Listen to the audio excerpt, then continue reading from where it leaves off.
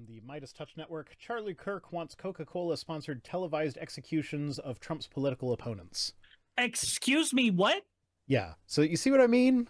Like, Wait, this execution is brought to you by Coca-Cola.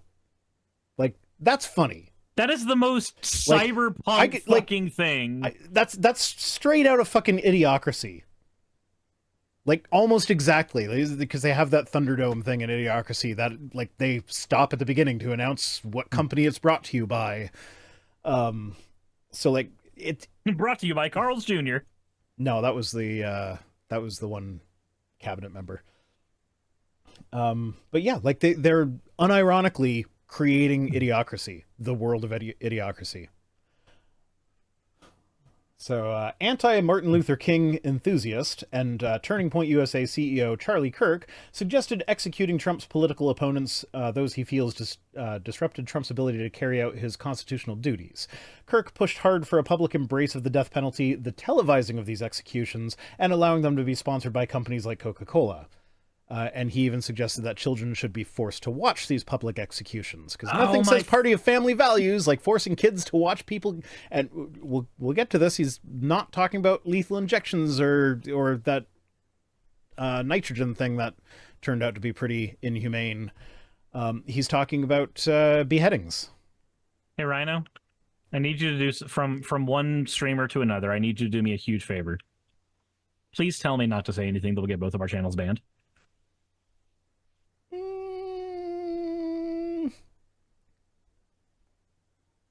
I don't know. I started this channel as kind of like, just in case it gets banned. Well, so the watering hole started as a separate channel. It was, aside from the fact that it's a good idea to separate your content streams. So like me doing stuff, like me doing live streams where we talk about this sort of stuff. This is not anything close to my regular content.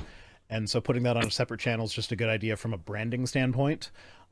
But there's also the fact that, like, if something should happen to my main channel, I now have a second channel that is already monetized that I can be like, hey guys, I'm uploading over there for a little bit. Please go watch me there. And yeah, it's going to really suck because you're always going to take a hit when it comes to view count and subscribers and whatnot when you do something like that. But at least it's something. But also, like, because this is not my main source of income, if you do get the watering hole banned by saying something like that, it's not the end of the world. I could always start up another, like, the other watering hole. You can lead a rhino to water, but you can't make YouTube drink. Donald says contraception equals invading dreams of Nicaraguan rebels. I don't get that reference. Contra? Okay. Inception. Oh, okay. Contraception. Yep. I've never played Contra. Oh, okay.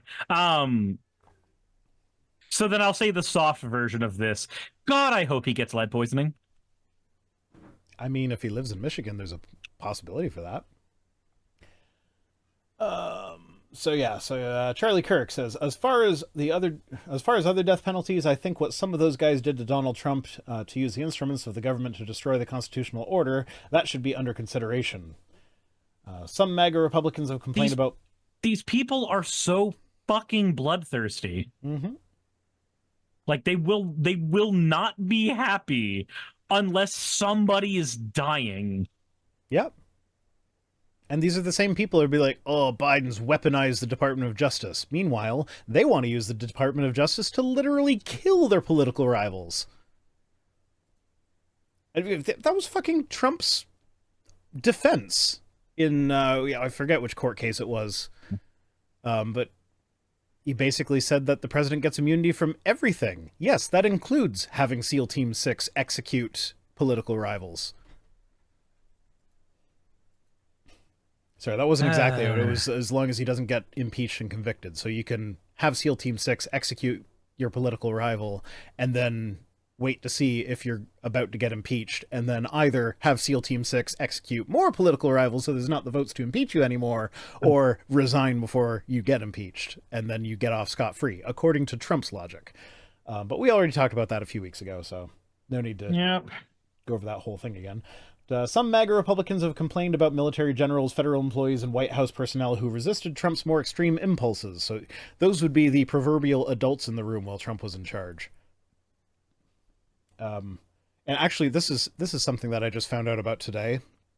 One of Trump's executive orders, and this is something that flew under the radar largely because it was a boring administrative thing just dealing with like the terms under which certain federal employees can be hired and fired. And it basically turned a bunch of federal positions that are like important administrative positions that if they changed with every presidential administration, it would send the government into chaos because they need that consistency. So it's just civil servants keeping things running. Trump signed an executive order just before he left office that basically made it so that a lot of these civil servants are now at-will employees, so they can be fired for no reason. And so yeah, that basically, if like, okay, I know it you hit Godwin's law when you start comparing people to the Nazis, but Godwin himself, the guy who coined Godwin's law, has explicitly stated that, like, no, with regards to the Trump administration, it's actually a valid comparison. Because this is very similar to how the Nazis did their rise to power. It wasn't all, like, it wasn't just a sudden violent outburst on Kristallnacht. It wasn't just, like, the sudden thing. They were working slowly behind the scenes doing boring administrative and legal stuff to set the stage so that Kristallnacht could happen. Like the two big incidences with their rise to power were like Hitler attempting the coup and failing, and then the Night of Long Knives after they had successfully taken control of government. But there's a billion other tiny things that happen in the middle of that too. Yeah. Yeah. So yeah, so this is one of those things where like you can see that some of the more intelligent, because there's no way Trump thought of that on his own. But some of the more intelligent people that were working for his administration started laying the groundwork to allow him to switch out these positions for people that are going to do what he wants instead of do what's best for the continuity of the government. I'm so tired. Yeah. I'm so tired of people. Yeah, so anyway, back to Charlie Kirk. Speaking of Nazis, Kirk went on to say the United States should embrace the death penalty in a more public way. He wants the death penalty to be public, quick, and televised. Turning Point's USA CEO suggested that the televised executions could be sponsored by Coca-Cola as a way of funding the government. So to quote him, he says, "It should be public, it should be quick, it should be televised. You could sell, you could fund the government, you could have like brought to you by Coca-Cola. And no, I'm not kidding." So if anyone comes to you with, "Oh no, he's just joking." No, he's not. He explicitly said that he's not. Like, was he joking when he said he's not joking? Maybe, but he's saying he's not joking. It is a, what's that fun quote? When somebody tells you they're a bigot, believe them. Yeah. And he says, "I would totally tune in to see some pedo get their head chopped off." So he's talking about the gory executions. He's salivating over it. Yes. And you know what's the scary thing about that, though? This is Everything? a group of people... Well, yes, but this is a group of people who have been clamoring to try to label trans people as pedos. So when he says, "I would tune in to watch a pedo get their head chopped off," he's saying gay people. He's saying gay people. He's saying trans people. He's saying whatever minority group they can hit with this. Yeah. Yeah. So he says, "You know what? I want to watch that execution. That will make my day better. I want to see him on a public block and get him be publicly executed, and I think that would be justice." So, like, yeah, if watching someone be executed with a beheading makes your day good, then you're you're a bad person. You're a bad person. You're a piece of shit. You're a bad person, and I hope you get lead poisoning. Not that it would improve your mental state. So he then said that these televised executions should be taken in a holy way, and agreed with Neff, who implied these televised executions could steer you away from crime by sending a message. So if you do a bad crime, But we know that doesn't work either. I know that, Suris. You know that. Everybody knows that except for Charlie Kirk, apparently. But he says, if you send the message to them, if you do a bad crime, you will die, and it will be like this, and that will be you. He doesn't know how to fucking speak, man. Like, it's like I've talked about with Trump before. Like, when you transcribe it, it just, like, there might be some charisma with the delivery, but when you transcribe his actual words, it makes no sense. I'm getting similar vibes here. But he says it would be a positive message. It's like, what would the positive message be? It's okay for the government to take violence into the... No, he's saying if you do a bad crime, you will die. Do you know that is the positive message? Do you know what the word positive means? That is definitionally a negative message. Do you know how many of the people who will like sing the praises of this? Do you know how many of those people, for some weird reason, are also fucking sovereign citizens? They'd be the type of people who are not okay with the government having the power to end somebody's life or controlling them when it's about them getting a driver's license. But the minute they're like, nah, that man was definitely a pedo, 100%, and they're just talking about a trans woman. Less than Lucid is asking what holy way means. Like, would they have a priest bless the execution? No, he means no. They want to make it a religious event. He wants to do it in the same way they do it in. Is it Saudi Arabia that does it? I don't know. Whichever. ISIS. He wants to do it the same way ISIS did it. Christian nationalism bears very strong resemblance to Islamic extremist groups. There's a reason that what was it, Al-Qaeda? There's a reason we call them Al-Qaeda. Yep. There is no functional difference between Christian nationalism and the most extreme variants of Sharia law. Okay, so this is just kind of repeating the same thing. But in that same podcast episode, Kirk took a swipe at the Innocence Project, which works to free wrongly incarcerated individuals. So not only is it we want to execute a bunch of people on live TV and have it sponsored by corporations, it's also I don't care if they were actually innocent as long as somebody dies. Yeah, he just wants government... He was like, I don't want bread and circuses, I want blood and circuses. And Charlie Kirk is a mainstream, like he rubs shoulders with some of the most prominent Republicans out there. Like he's not some fringe. He's not some wacko that's on the fringe. Yeah. Yeah. Like, and that is one of the most terrifying parts of it, is that you can't even write him off as fringe. He's not the fringe. Yeah. Was it Maya Angelou who originally said when someone shows you who they are, believe them the first time?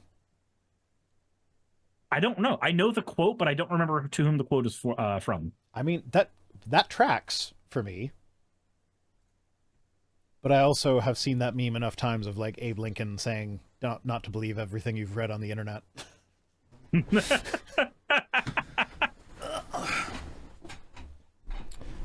Yeah.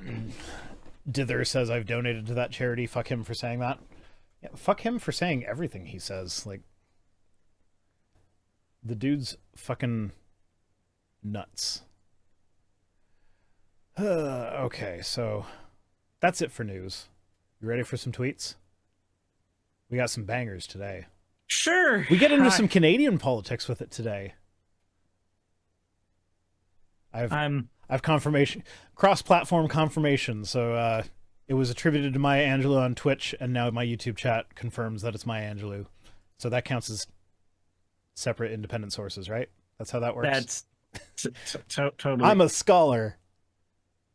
Okay, so your bibliography says YouTube chat. Did you hear that Gary Habermas' bibliography cites a book that doesn't exist? What? For in his big magnum opus thing, he cites a book that.